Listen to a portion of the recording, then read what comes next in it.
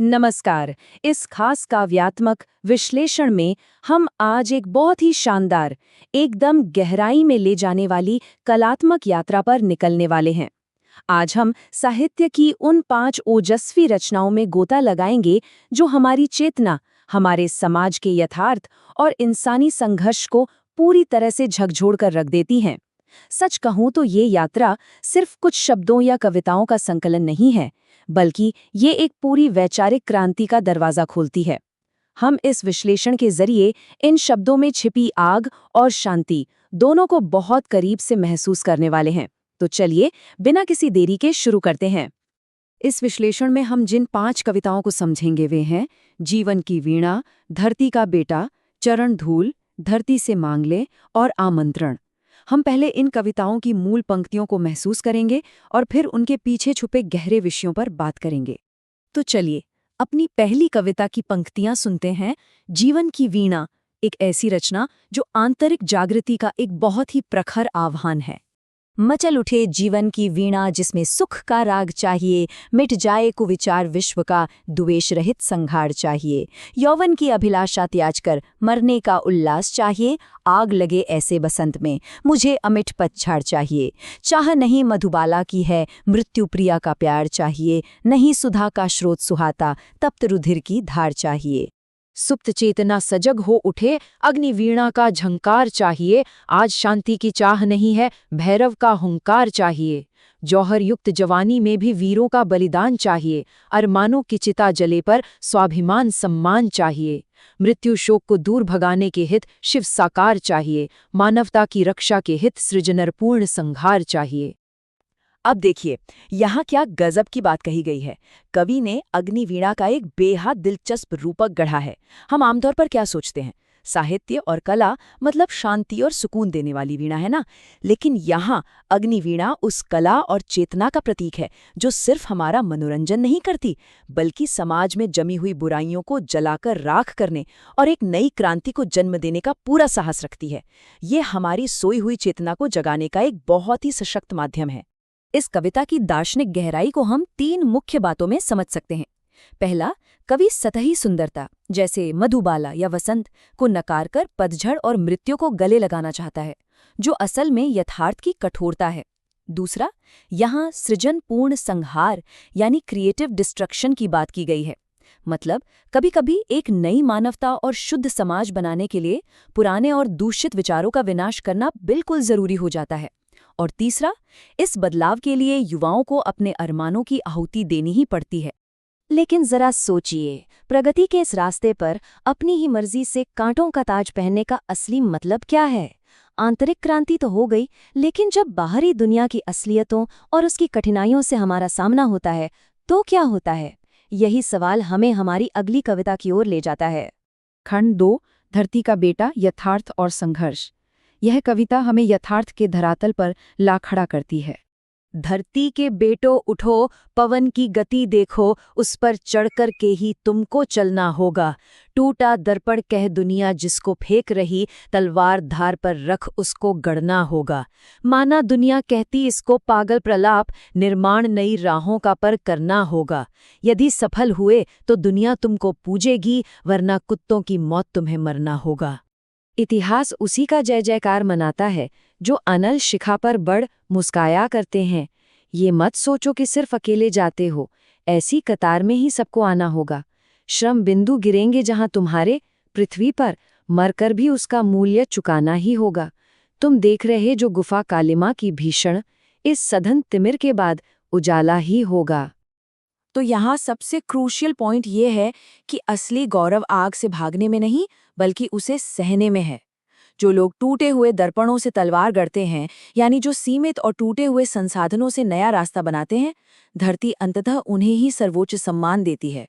इतिहास सिर्फ उन्हीं को याद रखता है जो आग की लपटों पर भी मुस्कुराते हैं। और सबसे अहम बात, इस धरती पर गिरे पसीने की एक एक बूंद, वो श्रम बिंदु, वही असली मुद्रा है जिससे भविष्य का उजाला खरीदा जाता है। चलिए अब आते हैं तीसरे खंड पर, चरण धूल, जहां शांति और बलिदान के गहरे प्रभाव की बात की गई है। विश्व को कोलाहल में छोड़ शांति के दूत शांत हो चले गए। भोगे अपने कर्मों का फल, इसलिए हाय हम छले गए। तुम चले प्रबल अंगारों पर, गा शांति सुधा में सौम्य गीत। अरी भी चरणों पर झुका, दुष्ट बन गया तुम्हारा परम मीत। हंसकर कांटों पर चले, कि कांटे मर्यादा खो, फूल हुए पड़ते ही तेरे चरण धूल, विष भी अमृत के तुल्य हुए। वह चरण धूल जिसके लगते ही मानव भी देवाकार हुआ, वह चरण धूल जिसके पड़ते विष अमृत एकाकार हुआ। वह चरण धूल जिस पर चढ़कर मानवता आज जी रही है, वह चरण धूल जिसको लखकर दानवता आज मर रही है। तू गए गया आलोक, तमिश्रा नृत्य कर रही है घर पर। हे राष्ट्रपिता, तू गए राष्ट्र को चरण चिन्ह से ज्योतित कर। कवि ने यहाँ बहुत ही शानदार तरीके से राष्ट्रपिता के ऐतिहासिक संदर्भ का इस्तेमाल किया है। ध्यान दीजिए, यहाँ दो बिल्कुल अलग रास्तों की तुलना की गई है। एक तरफ दुनिया का वो क्रूर मार्ग है जहाँ नफरत है, दुश्मन है और विष भरा है, और दूसरी तरफ उस महान आत्मा की चरण धूल का प्रभाव है जिसके पड़ते ही दुश्मन भी दोस्त बन जाते हैं, कांटे फूल बन जाते हैं और क्रूरता खत्म हो जाती है। ये साफ तौर पर दिखाता है कि कैसे एक अकेले इंसान की अहिंसक ताकत पूरे समाज के विष को अमृत में बदल सकती है। और ये एक बहुत ही बड़ी बात की ओर इशारा करता है कि एक महान व्यक्ति के प्रति हमारा सम्मान पूरी मानवता के प्रति हमारे सामूहिक कर्तव्य में कैसे बदल जाता है।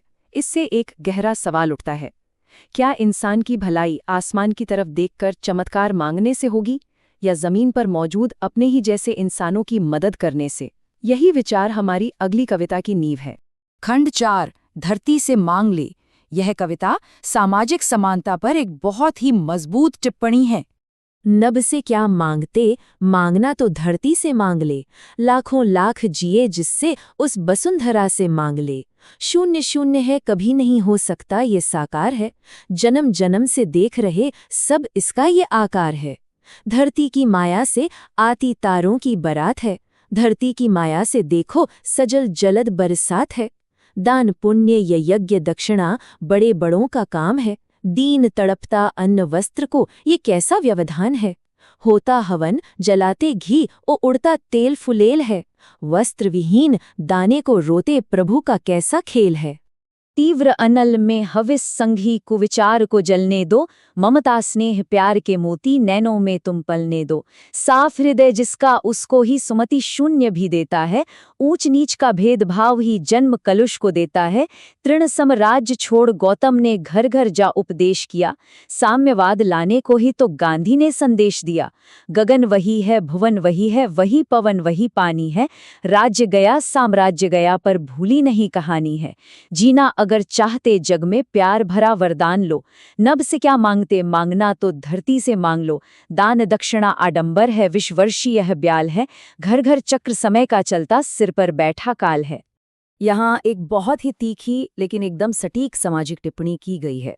एक तरफ हम आध्यात्मिक दिखावा देखते हैं जहाँ आसमान से मांगा जा रहा है, घी और तेल जलाया जा रहा है, और दूसरी तरफ हमारा जमीनी यथार्थ है जहाँ लोग अन्न और कपड़ों के लिए तरस रहे हैं।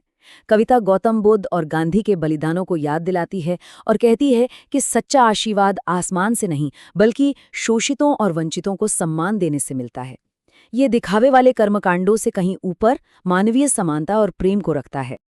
और अब हम इस काव्यात्मक सफर के बिल्कुल चरम पर पहुंच चुके हैं। हमारा 5वां और अंतिम खंड, आमंत्रण। तार किरण के बोल रहे हैं आमंत्रण के स्वर में। कालकूट पीने की हिम्मत जिसमें हो वह आए।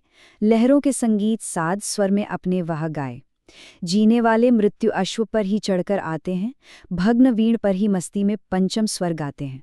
किरणों का धनुबाण लिए जो लहरों पर चलता है, जो अभाव के साथ साथ ही मस्ती में पलता है। विजयमाल उसको जो फिर से गति से यति के पर में। तार किरण के बोल रहे हैं आमंत्रण के स्वर में।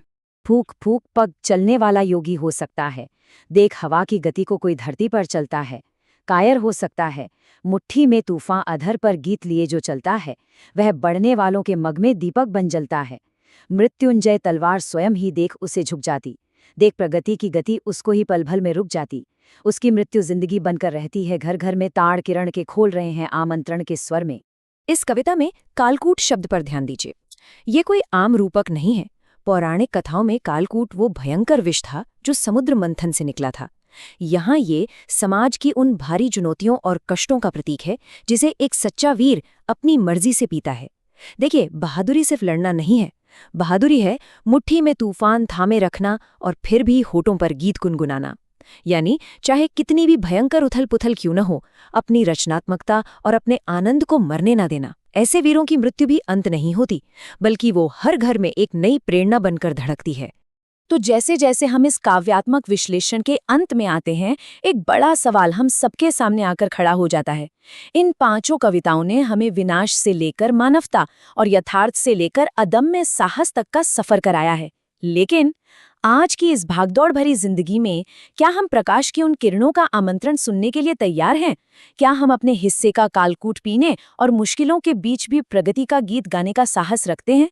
ये एक ऐसा विचार है जिससे मैं यहीं छोड़ रही हूँ, ताकि ये हमारे जहन में गूंजता रहे। इस विश्लेषण का हिस्सा बनने के लिए बहुत बहुत धन्यवाद।